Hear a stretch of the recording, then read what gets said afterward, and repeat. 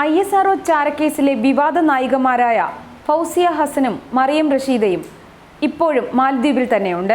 അത്യാവശ്യം തിരക്കുകളുള്ള ഒരു സിനിമാ നടിയാണ് ഫൗസിയ ഹസൻ.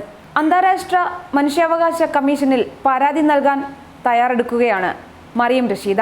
മാലദ്വീപിലെ സിനിമകളിലെ പ്രേത റോളുകളിലെ സ്ഥിരം നായികയാണ് ഫൗസിയ ഹസൻ. 100-ലേറെ ചിത്രങ്ങളിൽ വേഷമിട്ട് കഴിഞ്ഞു. 1985 മുതൽ സിനിമയിലുണ്ട്.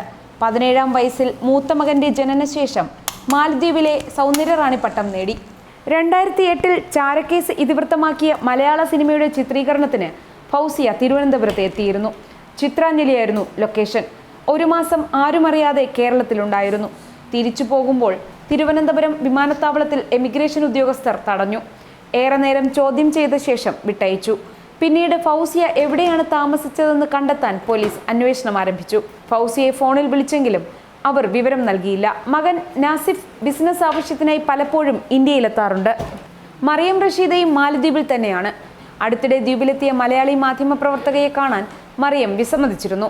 കേരള പോലീസിനും ഇന്റലിജൻസ് ബ്യൂറോയ്ക്കും സിബി മാത്യൂസിനും വിജയനുമെതിരെ അന്താരാഷ്ട്ര മനുഷ്യാവകാശ കമ്മീഷനിൽ കേസ് നൽകുമെന്നാണ് മറിയത്തിന്റെ നിലപാട്.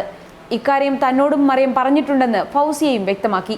നമ്പി നാരായണൻ ആരെന്നറിയില്ലെന്നും ആ പേര് പോലും കേട്ടിട്ടില്ലെന്നും ISRO ചാരക്കേസിൽ ശിക്ഷിക്കപ്പെട്ട ഫൗസിയ ഹസൻ തന്നെ വ്യക്തമാക്കിയിരുന്നു.